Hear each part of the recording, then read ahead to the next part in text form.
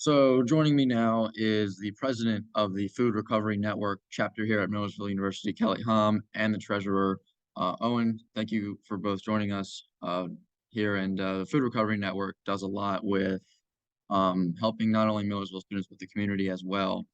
We have the food boxes set up around dining hall locations. So if you could just tell me a little bit about, what does the Food Recovery Network do beyond just donating food?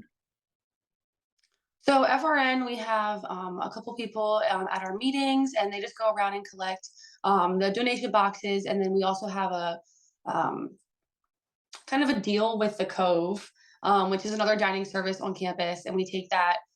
They're gracious enough to give us their leftover food since they're closed on Fridays, and we take all that food and take it to the campus cupboard, which is located in the hub. And just from what I've understood is, right now you have those locations at the dining hall locations on campus, but is there anything in the works to get local grocery stores or local convenience stores more involved to help the community, or is it something that we only can be utilized like at campus locations, if that makes sense? Yeah, so it was last semester. We tried to reach out to John Hers, El Toro, Panera Bread, um, and unfortunately, they all kind of had um, like deals with another organization. So like the Central PA Food Bank or El Toro was completely just like, haha, like we don't have food waste. So that was a little, I don't know. Off-putting because like Yeah. you can't really not have food waste. Like it's something that kind of everyone is sort of guilty of. So that was kind of like a whatever response. But it was nice to hear that although we weren't personally involved with these organizations, that they were doing something to combat their food waste. Yeah, and we would really like to have more like opportunities with the Anchor or the new coffee shop Evergreen. It's just pretty difficult. It works really well with the Cove because they're closed on Fridays and aren't open on the weekends. So it's just like really convenient.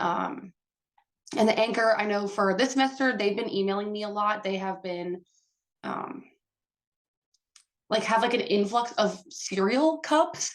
So we've been going and getting cereal cups from them and taking it to the hub. So yeah, I mean, definitely would like to have more on campus like dining services, but it's pretty difficult with like the hours. Off campus too as well, but it's pretty difficult. Just because I don't want to put our volunteers at risk, like since it's off campus, and I don't know which students have a car, which don't. So yeah, it poses a lot of risks there as well. And then I guess just one final question. Being the president of this chapter and of this club here at campus, I guess just what makes you, want to do this, and what made you want to get involved with this club and be the president? So, my freshman year, I was involved, and I believe it was actually extra credit to attend a meeting. So I went to get extra credit, and it was actually really interesting. I'm a social work major to begin with, so combating a social issue or of food insecurity and food waste is a big passion of mine ever since freshman year.